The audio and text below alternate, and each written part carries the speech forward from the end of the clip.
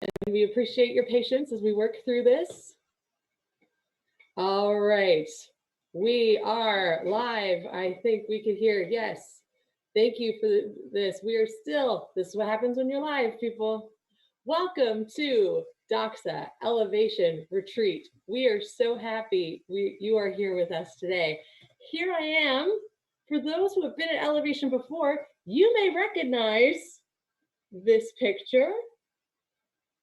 This is the view that we have from our usual spot at Elevation at the Ontario Camp for the Deaf, with the beautiful frozen lake and the giant hill for sledding. And I know my arm keeps popping in and out. That's how virtual works. And so I'm just going to keep this on to keep all the feels.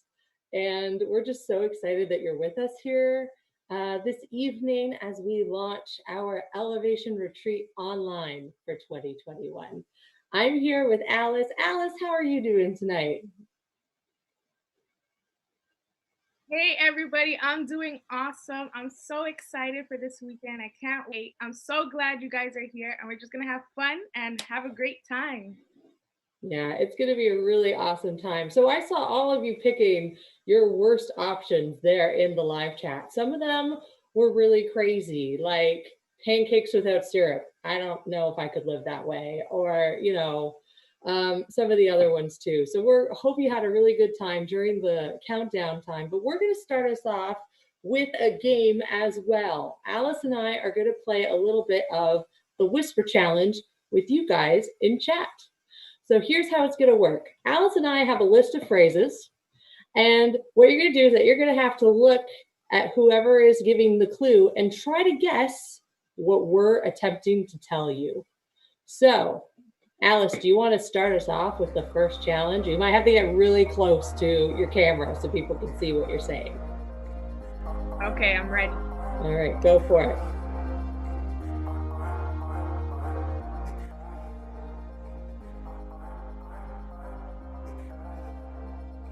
I think we might have a freeze. I don't know.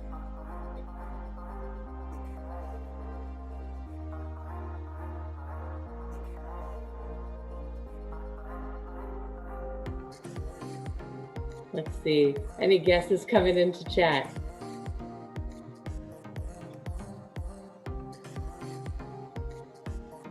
No, she is not having technical difficulties. That's not the phrase. It's pretty good though. I love tobogganing. No, not that one. No.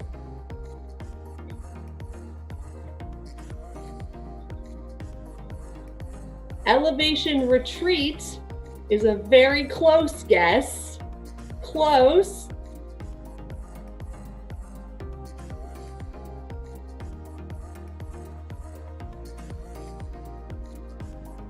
We got a lot of elevation guesses here.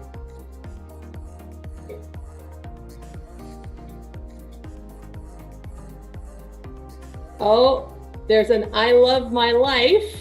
That's getting a little bit closer. All right, give us one more last attempt and we'll give you the clue. And we have a winner, Sarah Burton, elevating my life. Well done.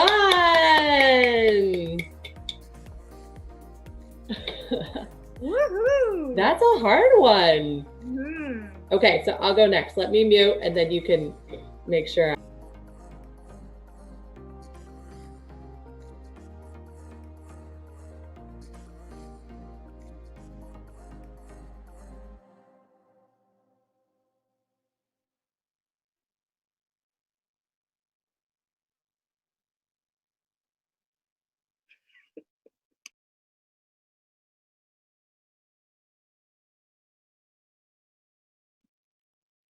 No, not Santa Claus or Halloween. Not hot dog.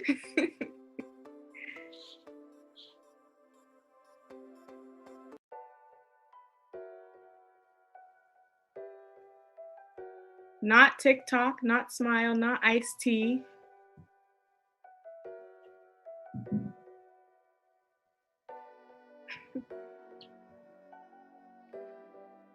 No, nope.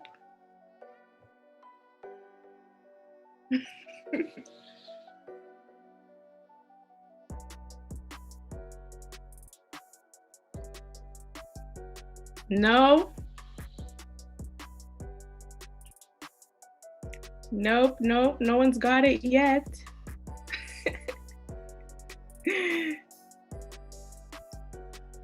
Now, no. Think, no. It's a hard one. You guys ready? Take heart. I know, as I did it, I was like, that's a phrase that has no lip movement whatsoever. Yeah. It didn't work out so well. All right, Alice, you pick our next one. You pick our next one. All right. All right, here we go. Third round.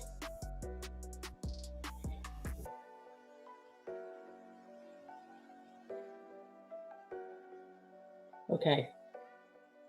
Okay, so this is a bit easier. Winter, not quite. Okay. Close, close. Winter time, closer. The Railman, which I think is Aaron or Isaac, got it. It's going to be Winter Wonderland. And we got a winner. There you go. Well done, Isaac. Well done. Okay. I will do the next one and try to make it more lippy. Here we go. I got to stand up for this. I feel like I got to get in a position. All right, you guys ready? Here I go. Let me mute.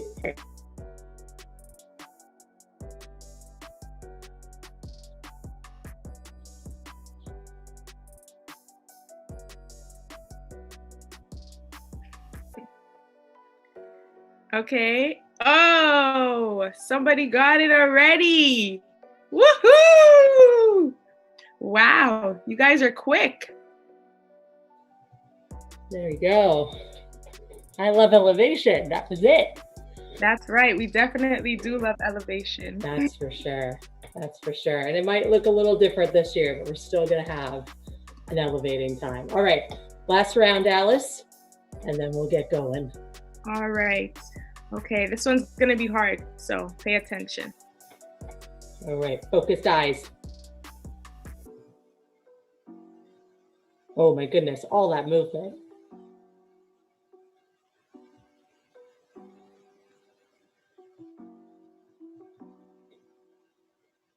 Oh, Lois with the win. I'm an overcomer. Oh, wow. That was so, congratulations. Well done. Wow. Kamal, excellent second guess of I'm over the moon. Excellent attempt there. Wonderful. Well done. That's Good great. job. Well, that was a great way to kind of warm up our mouths and warm up our energy a little bit for tonight. And as you can notice, we did not get on a bus and drive up north into the freezing cold where there's feet of snow ready to push our youth leaders in at any minute. We are still in our homes here in 2021, but elevation is still going to be an incredible experience. And so we want to take some time tonight to just kind of let you in on what you can expect from your elevation experience. Okay, so what is elevation going to look like? Well, first off, you have Alice and I, who are going to be your hosts for your various sessions. So not just tonight, but your other sessions that your youth leaders will help you with. You'll see Alice and I will be here to guide you throughout the process and to maybe introduce a few games and kind of let you in on the journey. So don't you worry, we got you here at Doxa with Alice and I. We're also going to have worship, and I know you guys really enjoy the live worship from Hugh, but we have a special treat for you for elevation. Hugh was able to get the Arise band together and pre-record some live worship music from Arise just for us here at Elevation. And so we're going to actually have them leading our various worship sessions starting tonight. So you'll be able to see the whole team like you would at the Elevation retreat. We also have a special speaker. You probably see it on screen. We got Mike Gordon in the wings ready to speak to us. He is an amazing youth worker, born and raised in Scarborough. Scarborough is near and dear to his heart. He wears a toque all the time, even in the shower. And so we're just really happy to have Mike here with us for our elevation time. We will have games throughout your whole entire experience, even through the various other sessions, as well as an opportunity for you guys to choose your own adventure. You heard me right. We want to make sure that this isn't just you sitting down at your computers with your phones on the screen 24/7. We have an opportunity for you guys to be able to take some time away from the screen on a choose your own adventure. Alice, can you tell them a bit more details about that? Totally. So we put together a series of adventures that each person or group can participate in. Each session will end with the time of choosing one of the many choose your own adventures. You have the need to get active? We got you. You want some quiet time? We also got you. Staying inside? Yes. Going outside? Yes. But do so safely. We want to encourage everyone at Elevation Retreat to spend some time away from the screen, getting closer to God through fun and reflection. That was going to be an amazing time. We can't wait to hear your stories, check out pictures, all this other stuff from your choose your own adventure times here at Elevation. Now, for those who have been at Elevation before, and if you have attended one of our retreats in the past, feel free to let us know in the live chat or the comments below. But as you know, if you've been with us before, there are a few rules that usually happen in Elevation that you don't necessarily need since you're going to be at home. For instance, with everyone living together under the same roof, please be aware that only boys are in boys' rooms and girls are in girls' rooms. And at the end of the weekend, you are responsible for cleaning up your own space, making sure all bedrooms and bathrooms are cleaned as we found them. And each church will be given a shared space that they will be responsible for cleaning. Now, though this isn't necessarily the case, maybe just take some time and clean up your space so you're not leaving a trail for your parents. There's no going outside to the hill after dark or without your leaders with you. The sledding hill will be open on Saturday afternoon during our free time. Depending on where you are, you might not have 3 or more feet of snow, so just take all of that into consideration. Going outside, please stay safe. Curfew is at 11 p.m. unless otherwise stated. Remember to look around the center for the weekend schedule so you know where you'll be for the whole weekend. Don't be late or you'll miss the fun. Again, we're not under the same roof, so there is no necessarily schedules posted in your home. But please connect in with your youth leaders about when you'll be attending session 2 and session 3. Don't be late and fully dive into the experience. You are going to be in teams, and each team is responsible for serving and cleaning for one of our meals together. Make sure you know which meal you and your team are responsible for, starting with Saturday morning breakfast. Please make sure that you're staying healthy, eat regularly in your schedules, and clean up your spaces. Be kind to those that you're living with, okay? But no, we are not in teams, sadly, for this portion of the retreat. Now, because it's online, Alice has actually put together a list of kind of best tips to know and be aware of while you're at retreat online. All right, so how can you get the best experience out of Elevation Retreat online?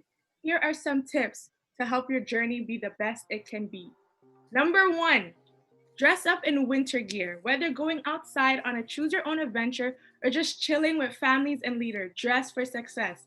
Dress comfortably, but not to the point you're gonna need a pillow. We don't want that. Number 2, limit your distractions. Virtually, we don't want you to have more than your retreat window open. Try to get homework done and all your chores done beforehand so you are focused. Number 3, participate. Stay connected by participating in different activities. Take the time to dive into the experience. Number 4, stay connected. Share your insights. What are you learning with one another? What are you going to share with your group? Share with other people from the network as well. Share your experience, what excites you, what might challenge you. Number 5, respect and kindness to everyone. Take turns talking. Cheer one another on. We love to see that going on. And be a safe place for people to share and to hear. Number 5, be prepared. Have snacks. Have a drink. Refreshing. Have everything that you need to be successful. Be comfortable. Bring your Bible. Bring a pen. Yes. And have your journal. All these things will help you to have a successful retreat. So, are you guys ready? Because I am. Absolutely. I am so ready. I love even seeing in the chat some of our people living in, like, don't forget to leave your boots at the front door. That was a rule that we had when we were at retreat. And Luke, I remember when you tracked mud all throughout the cafeteria. That was great. And definitely don't walk on frozen lakes. Even though we're not at the retreat center, please don't look for open bodies of water and try to walk on them right now. Stay safe. All right, we are so ready to get this retreat started with some worship. And so we are just so thrilled to have Hugh lead us with the Arise Band in a series of worship. So feel free, I want to encourage all of you, if you want to maybe get off of your chairs and stretch out a little bit and maybe take this time of worship as a way of getting out of your seats, absolutely take that time. I'm actually probably going to stand up now and not sit in my chair throughout worship because it's just going to be an incredible time. And so Hugh, whenever you're ready, take us away.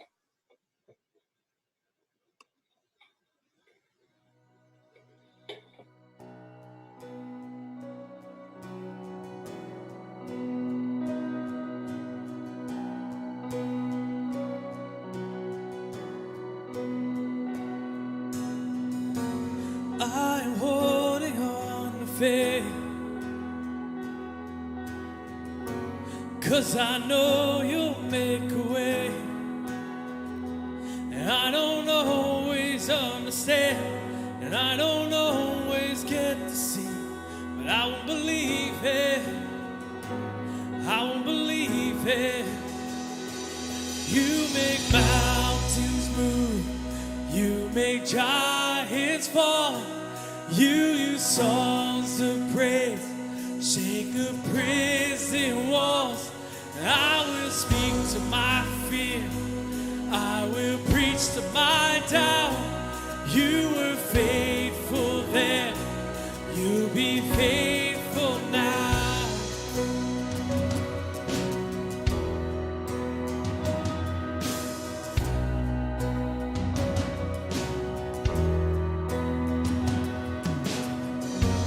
I'm standing on your word, calling heaven down to earth, and you will fight my enemies, and this will end in victory, and I believe it, yes I believe it. You make mountains move, you make giants fall, you use songs of praise, shake the prison walls, and I will speak to my fear, I will preach to my doubt. You were faithful then, you'll be faithful now. You were faithful then, you'll be faithful now. And I know that I know you never fail. Yes, I know that I know you never will. Oh, and I know that I know you never fail. Yes, I know that I know you never will. 'Cause you make mountains move, you make giants fall, you use songs of praise, shake the prison walls, and I will speak to my fear, I will preach to my doubt. You were faithful then, you'll be faithful now. 'Cause you make mountains move, you make giants fall, you use songs of praise, shake the prison walls, and I will speak to my fear, I will preach to my doubt. You were faithful then, you'll be faithful now. You were faithful then, you'll be faithful now.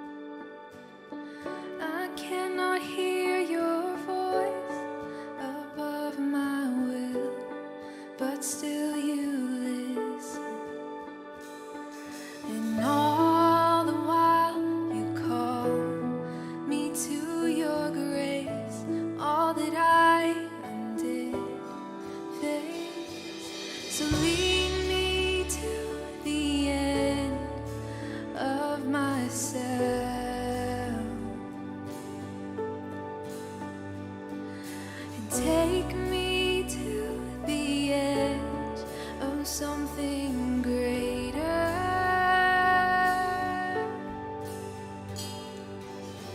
I'm looking out beyond this great unknown, though I can't see it. One day I'll see the place you call my home. Lord, I'll be near it. And all the while you call me to your grace. All that I am dictates. So lead me to the end of myself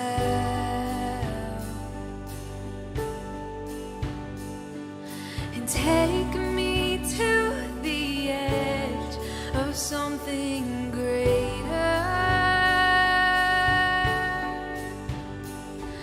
So lead me to the edge of myself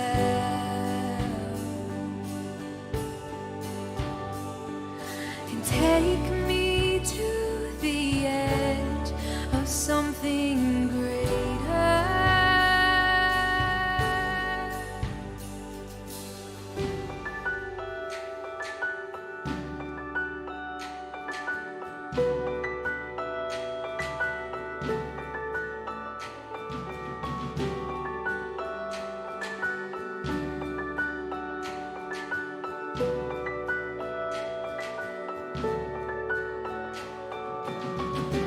I am standing on the great frontiers of your love, of your love. You have overcome my deepest fears with your love, with your love. I am standing on the great frontiers of your love, of your love. You have overcome my deepest fears with your love, with your love. I am standing on the great frontiers of your love, of your love. You have overcome my deepest fears with your love, with your love.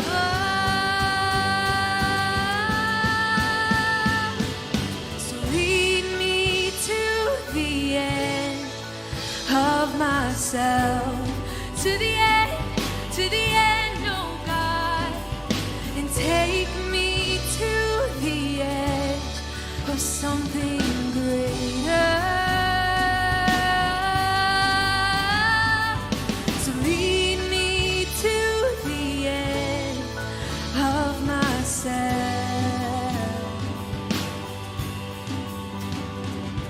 and take me to the edge of something greater,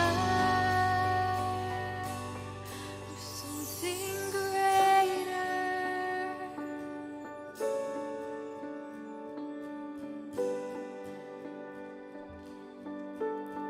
of something greater.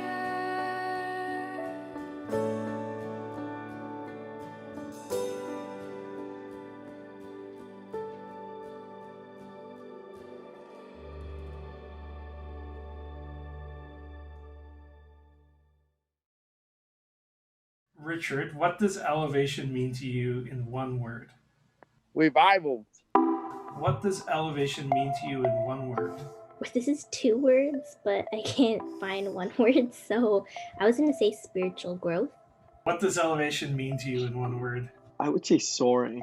What was your most memorable session or lesson from elevation that stuck with you until now? The Bible part. When you read the Bible and then everybody reads too. What is the most memorable session or lesson from elevation that stuck with you? I can think of 2 things. both are with Sue. The end of her session allowed us to kind of have our own time to go through and pray, but we could do it in different ways. So there was one where you could walk along this kind of grid, and there was different things that you could talk to God about or think on or pray on as you went to every space, and it was a different prompt almost for each space.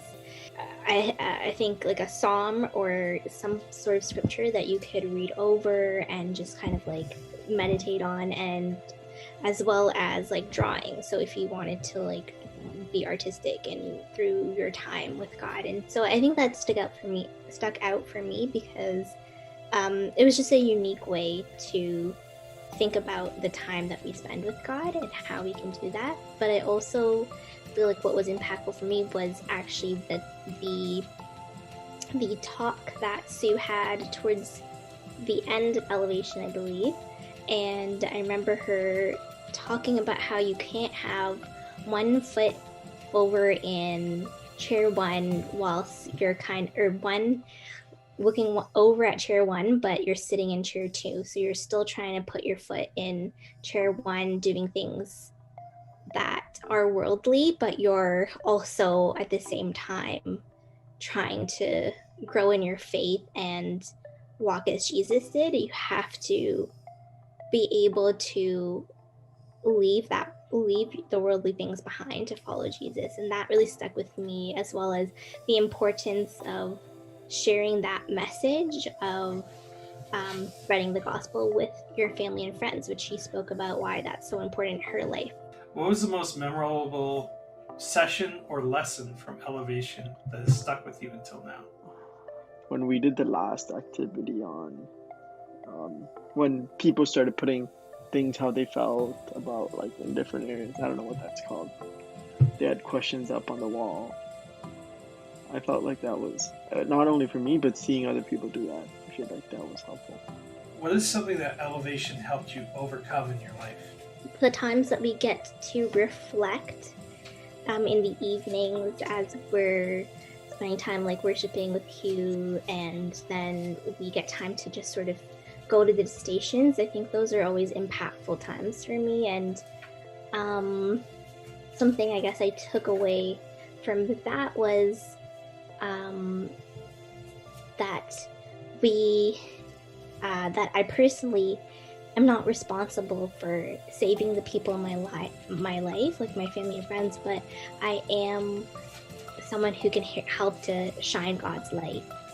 All that God is asking me to do is to share His love and His light, but the work of being saved, that's the work that Jesus does with that person, and that's not a responsibility that God is holding me to, and just that weight lifting off, knowing that all I have to do is share God's love. What is something that Elevation helped you overcome in your life? Just not being afraid to take like leadership roles. What has helped you overcome the current circumstances in the past year? Helping people out, like helping people out in the neighborhood, or help people if they have issues. What has helped you overcome the current circumstances this past year? Even though this was a very hard year for I think everyone, I also think it was a very big year of spiritual growth for me personally. I think that it made me realize that in some of the like loneliest of times, I know we're all like, quarantined and isolated, but I think in the loneliest and hardest of times, that's when we tend to lean on God the most. So I think I got to spend the most intimate and impactful times with God over the last year. What has helped you overcome the current circumstances in this past year? I think the idea of faith is like trusting in God and like having courage and faith is probably the words, because courage is having faith amidst fear, right? So those two words. So Deuteronomy 31:6 says, "Be strong and take heart, and have no fear of them, for it is the Lord your God who is going with you. He will not take away His help from you." what are ways you have taken heart or overcome over the past year? I think like something that I focused or have been thinking about is having um I think having faith in God in the unknown, because this year has been a lot of unknowns, and that's something that I kind of think about a lot is that I think faith is holding on to hope in trusting that God has a plan and that God knows best, even if I can't see the plan or know the plan or understand it. But I think hope is having faith in God and then going forward that way. And I think that's something that I have taken to heart. What are ways you have taken heart and or overcome this past year? Like probably telling my parents are probably one, and I think it's just doing it and just trusting in him that it would go all according to his plan as well. Telling your parents what? Telling my parents about my faith. Richard,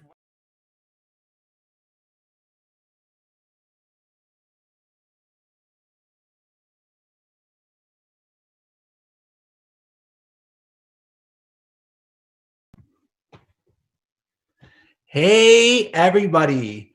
If you can hear me, just give me a little wave or something. Everyone waving? I don't know. I don't know what you're waving at, but check this out. My name is Mike, for those who don't know me, and welcome to the Elevation Retreat. Now, I have to say this because I don't have the opportunity to say this very often. I'm from Scarborough, and that means something, okay? So I am so excited to be hanging out with all of you. Now, throughout the weekend, the theme we're focused on is overcoming the now. And we're going to look at one Bible story through all three sessions and really zone in on this one particular person and maybe draw a few things out of her life that maybe we resonate with in some way, shape, or form. But check this out. I'm a storyteller. I have a story for you. So 2 years ago, in February, so almost exactly 2 years ago, for a couple of days, I was walking around and my stomach wasn't feeling very good. Now, I had Mexican food earlier that week, so I kept blaming the Mexican food, the hot sauce, something was wrong. But every day it got worse and worse and worse until one morning, 3 a.m. on a Friday, I wake up and I'm just tossing and turning, and something was really, really off. So what happened was I got rushed to the hospital. So it was quite serious. And I get in there and they run one test and then another test and another test. And by 11 a.m. on the Friday morning, so hours and hours later, the surgeon comes in. So not just the doctor, like the surgeon.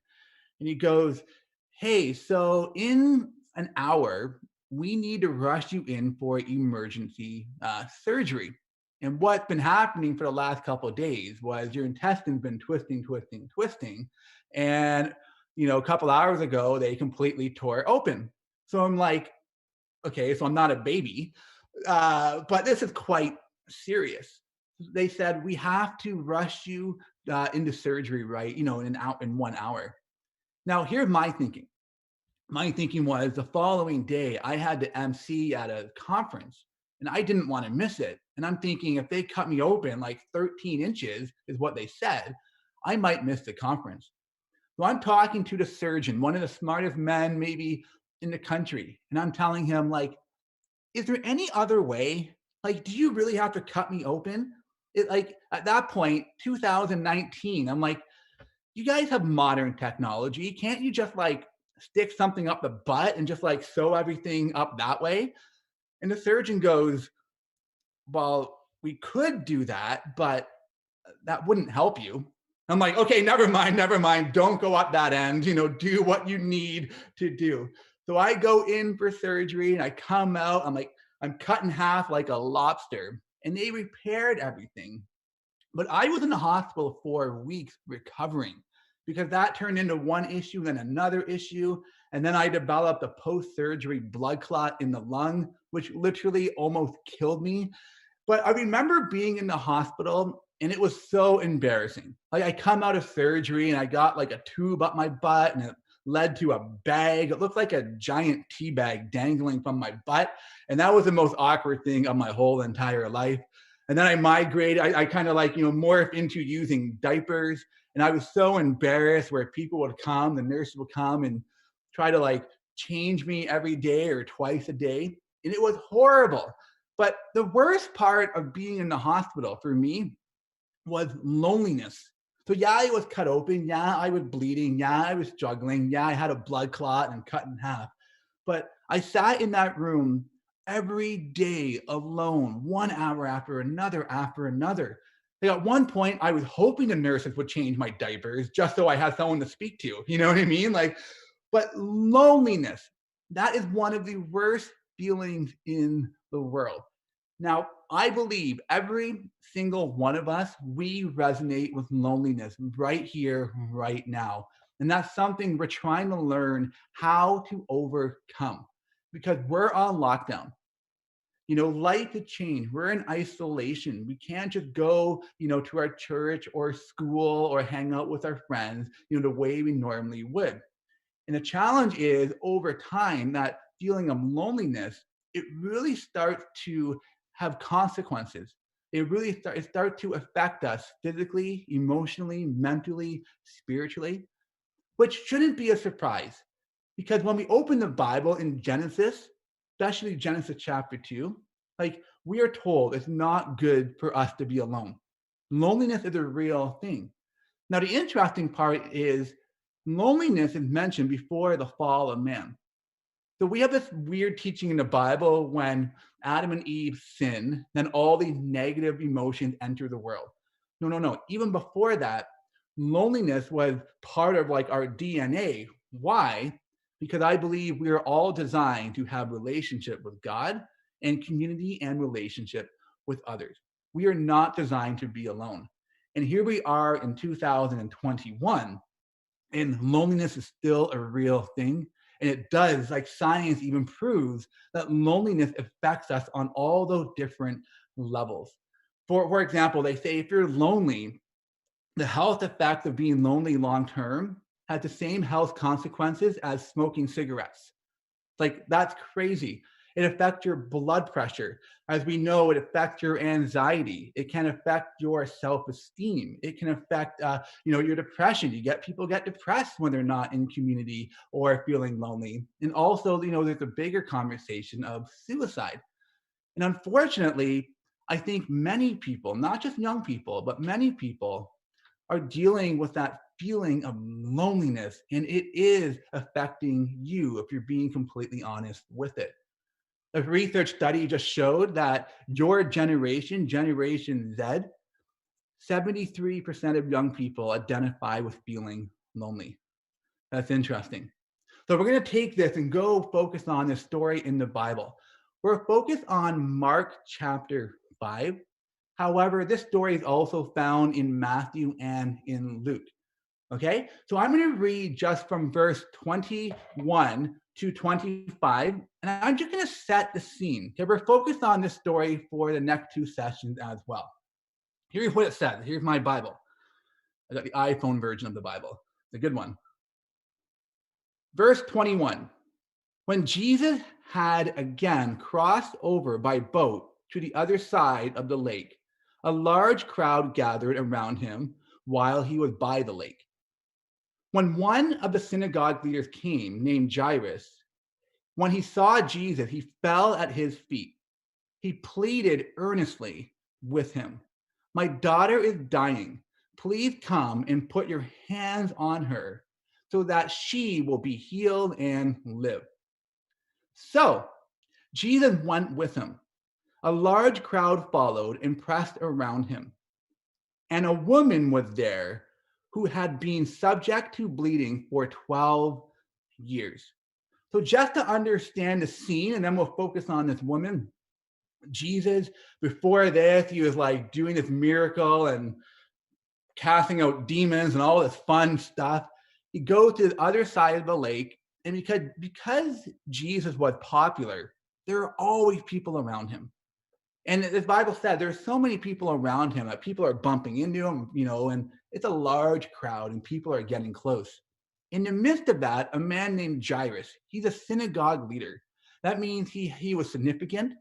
He had influence. He had power in that community, in that village, wherever they were. People would have known him. And he had a situation where his daughter wasn't doing well. So he falls on his knees like, Jesus, please, like, you got to fix her. You got to heal her. You need to go. Come on, let's go. So get that image in your head, not just for tonight, but for the next 2 sessions as well.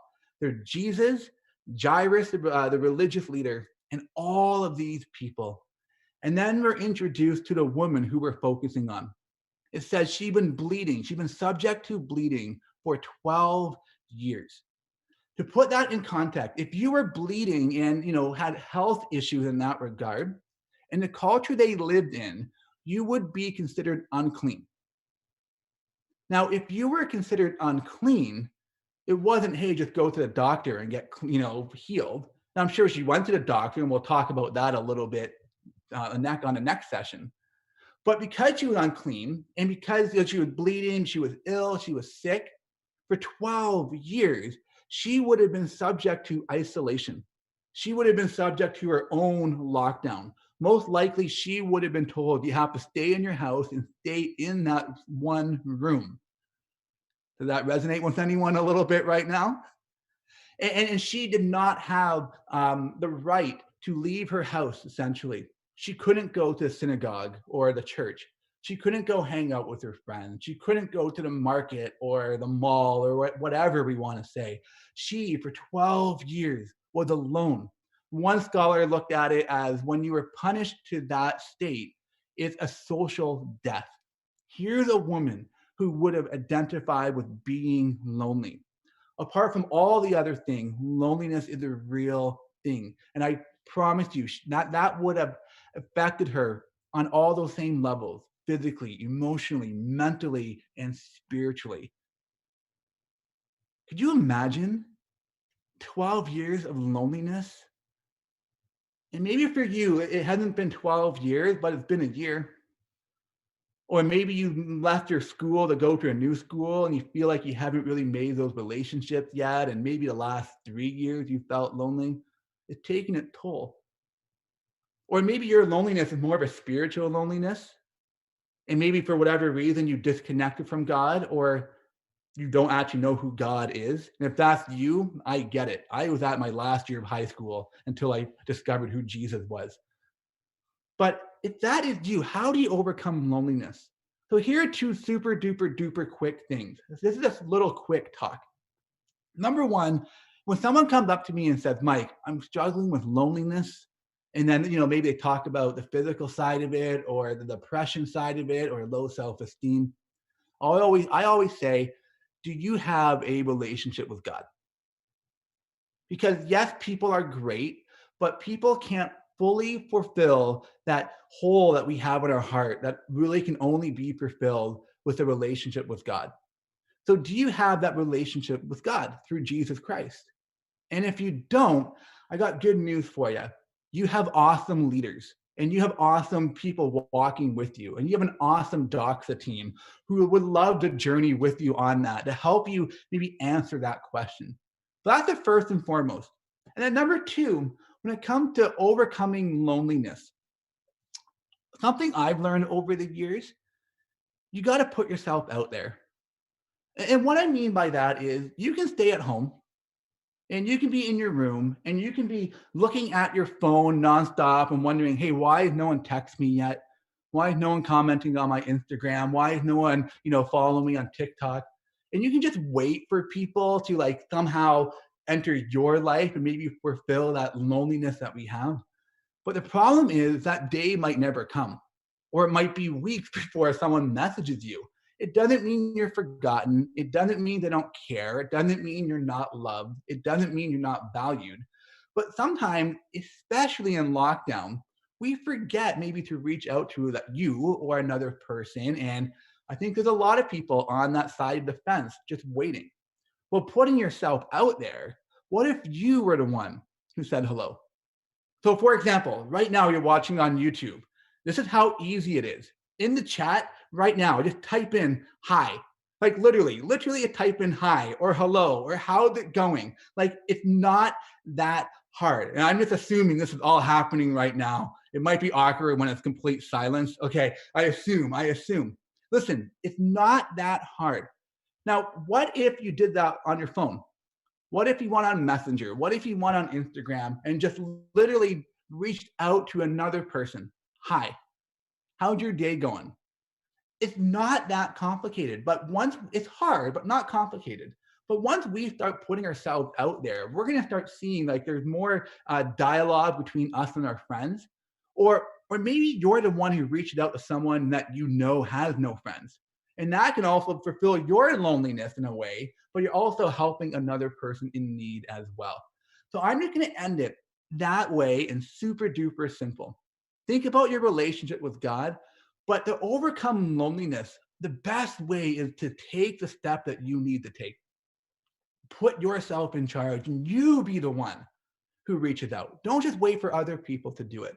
And if you do that to multiple people, your phone is going to blow up over and over and over, people responding and texting. And that alone might start making you feel like you're not alone and tapping into other relationships. And that's just going to overflow in your life when you go to school, when lockdown's over, you go to church. I'm telling you, that's a great, skill set to really take hold of. You be the one that reaches out. You be the social one. And you're going to see not only is it helping your own needs when it comes to loneliness, but you can also be helping the needs of others who are lonely around you as well. Not that complicated, but intentionality is key. I'm going to pray. Sound good? Awesome. Lord God, thank you for all these great people. And let's be honest. Nobody likes to admit that they're lonely because there's all these negative things that come along with it, from we have no friends, we're not good enough, we're not liked. Now, those are all lies. Every single person right here listening, watching, they have friends. They are liked. They are cared for. But I understand sometimes we don't feel that way when we are in that space of loneliness. And it's a real thing. So first and foremost, help us reassess our relationship with you through Christ. Are we in relationship with you? Are we abiding in you? Are we remaining in you? Are we praying? So let us focus on that part first, because there's things that would fulfill us that only you can provide through knowing you personally. But then also to overcome loneliness. We don't want to go 12 years like this woman being alone. To overcome loneliness, we're not in the Bible time. We have the luxury of technology. And let us use that to our advantage. Let us be the one who reaches out. Let us be the one that takes that step forward. Let us be the one that says, hey, how you doing? Or text that person, or say, hey, let's go for a walk. I think that's legal. I don't know what legal right now is, Lord. But I really challenge everyone listening. Just get off the couch. Don't sit on the sideline and just wait for someone else to be the one to reach out to them. But let them have the confidence and the boldness to be the one that sets the temperature and the one that reaches out. And we'll see it's a two-way street. Loneliness is tough, and that's not how we are designed to live. And I understand right now it is challenging because of COVID, but it's not impossible. So give us creative ideas on how to be a part of a community, but also give us that confidence to put ourselves out there so we don't have to feel alone anymore. In Jesus' name, amen. Thanks, everyone.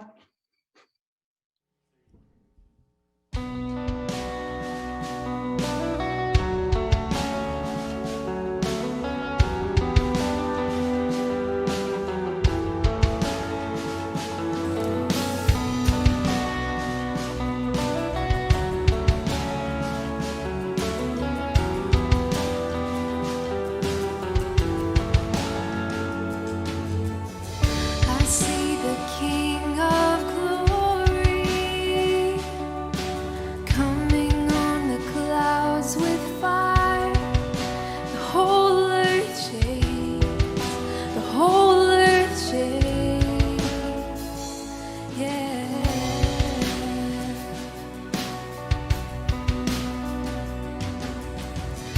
see his love and mercy washing over all our sin. The people sing, the people sing. Hosanna, Hosanna, Hosanna in the highest. Hosanna, Hosanna, Hosanna in the highest.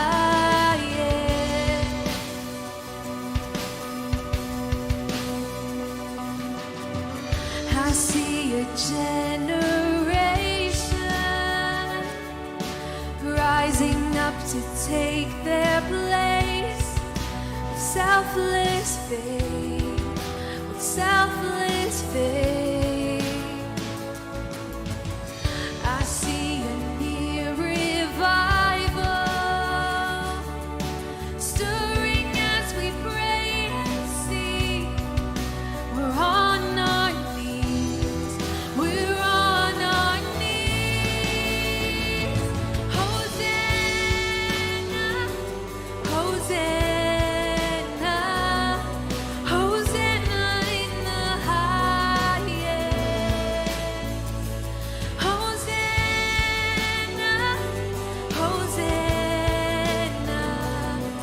Hosanna in the highest.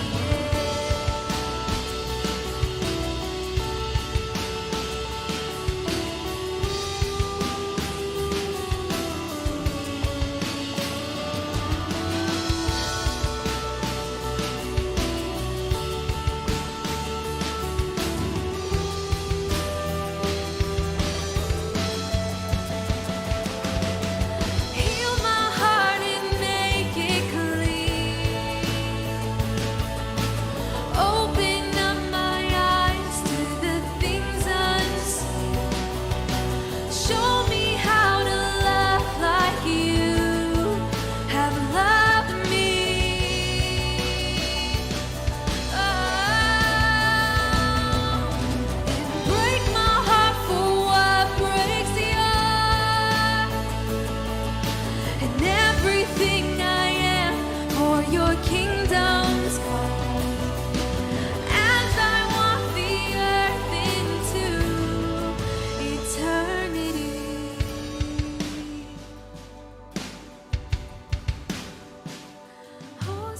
Hosanna, Hosanna, Hosanna in the highest. Hosanna, Hosanna, Hosanna in the highest. Hosanna, Hosanna, Hosanna in the highest. Hosanna, Hosanna, Hosanna in the highest. Hosanna in the highest. Hosanna in the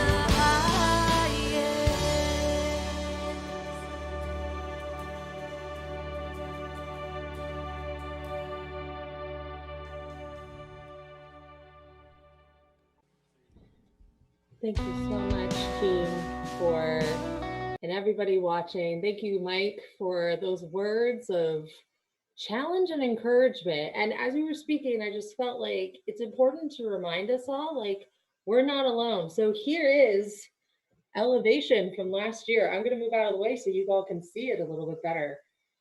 Know that during this experience, you're not alone.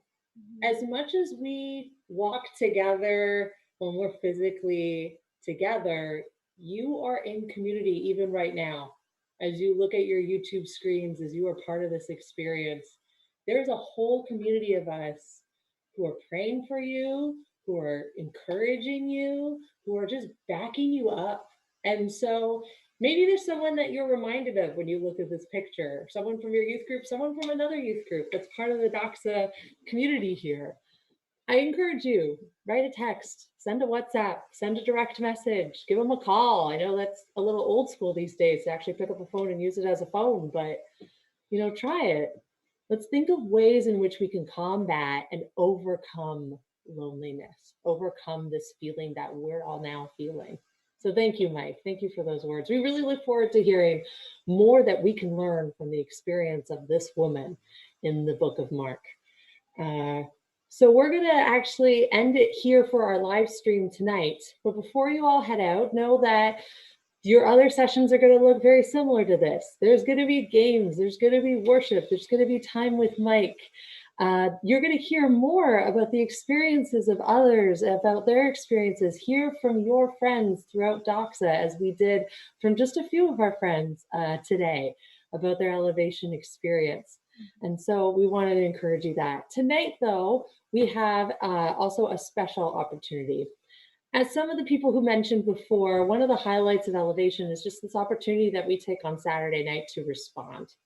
Either we are in need of someone to pray for us, or Hugh plays worship music while we go to different stations and interact with different things to really deepen our understanding of God. And so what we're going to do is that Doxa has sent links to a prayer Zoom room to your youth leaders. And we're going to be here, various members of our Doxa team, and we just want to welcome you. If you want someone to pray with you because you have made a significant decision tonight, or you want someone to pray with you throughout your current circumstance, or something that's heavy on your heart, our team is standing by until 10 p.m. tonight. So please feel free to use that resource as something available to you. We also have discussion questions, so feel free now to go into your various youth groups for discussion time. Do not hesitate to contact our team for prayer, and we will see you in our other sessions, sessions 2 and 3, as well as next month as we resume Doxa gatherings. Take care. Have a great night. First night of Elevation, everybody. Take care.